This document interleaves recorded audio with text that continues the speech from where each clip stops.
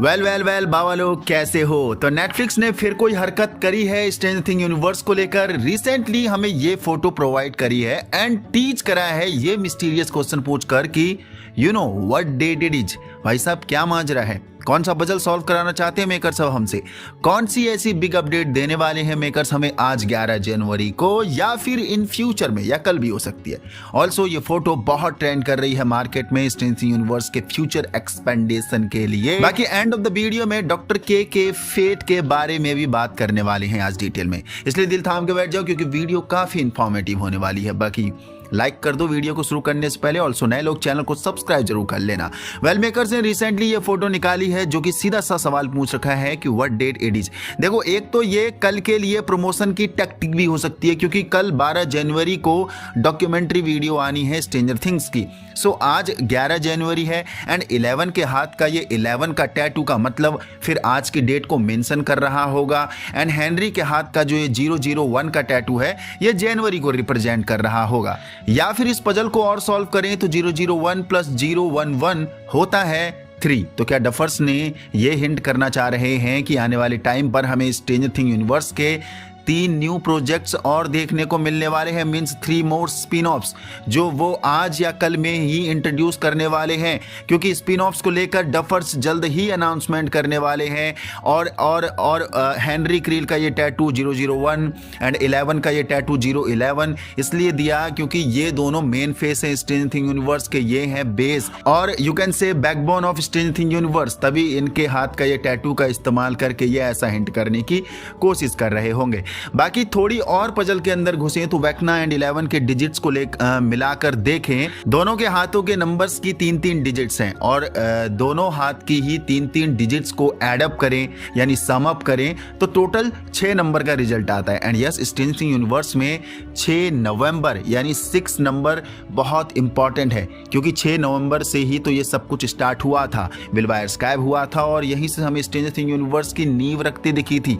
Also ये भी बोला जाता है कि हेनरी क्रील की हॉकिंस भी आने की डेट शायद 6 नवंबर को ही थी जब वो 1959 में आया था।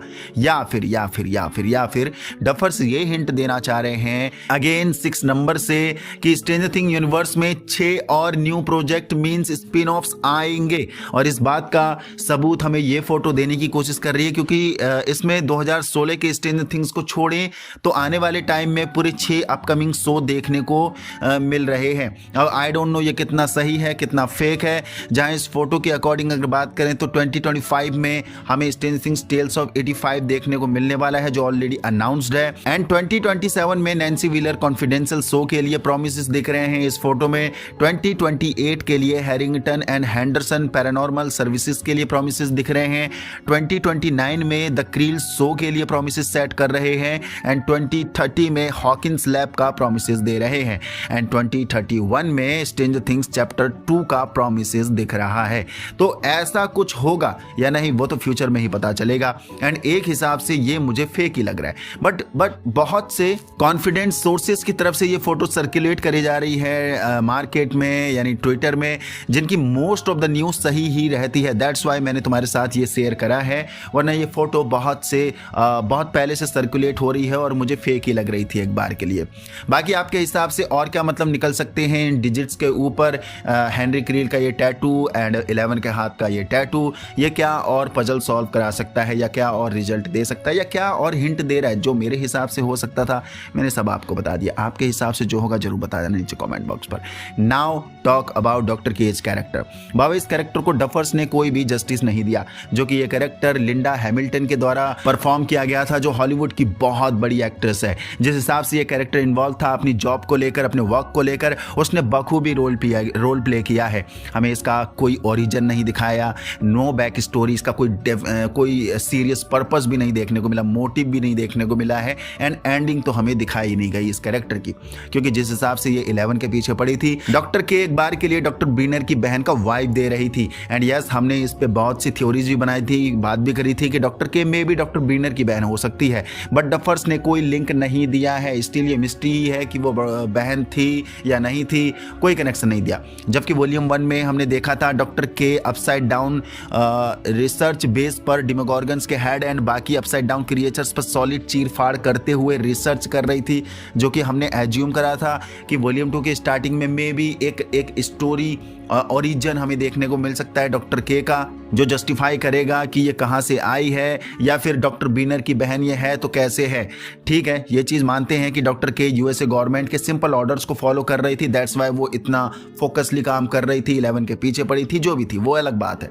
बट डॉक्टर के का कैरेक्टर आर्क डफर्स ने ऐसे दिखाया जैसे डॉक्टर के पर्सनली इंजॉय करती है अपने काम को and sees way more curious to know upside down and dimension X, जो कि डॉक्टर ब्रीनर से भी ज्यादा क्यूरियस एंड हंग्री दिख रही थी रिसर्च के लिए।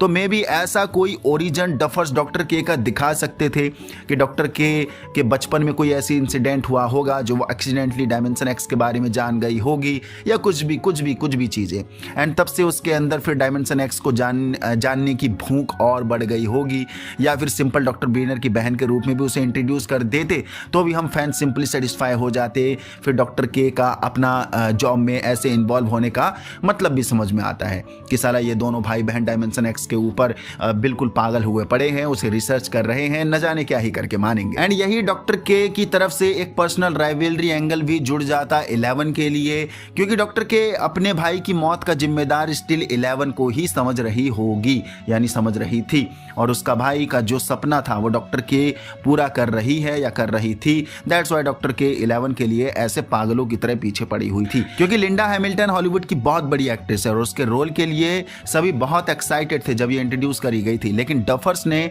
लिंडा हैमिल्टन का इस्तेमाल अच्छे से किया ही नहीं, ना उसका ओरिजिन दिखा पाए, ना उसका मेन मोटिव एंड पर्पस ही दिखा पाए डफर्स कि वो क्या ही करना चाहती थी, और ना ही उस कैरेक्टर का कोई सॉलिड एंडिंग ही दे पाए हमें।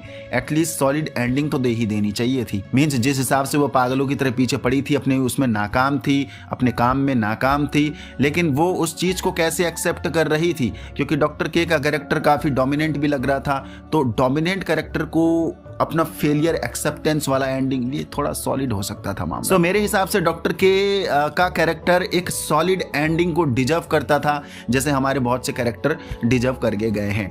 That's why. आपके हिसाब से क्या लगता है, आपके क्या ओपिनियन है डॉक्टर के कैरेक्टर के लिए, जरूर बताना नीचे कमेंट बॉक्स पर, क्योंकि स्टिल मिस्ट्री है कि डॉक्टर के आखिर थी तो थी कौन। भाई साहब अभी भी आप समझ रहे हो कि डॉक्टर ब्रीनर की बहन होगी वो। जो भी आपके थॉट्स हैं, ओपिनियंस हैं, जरूर बताना नीचे कमेंट बॉक्स। और यहाँ तक पहुंच गए तो आपको वीडियो पसंद आई है तो लाइक कर दीजिए, नए हो तो चैनल को सब्सक्राइब कर दीजिए।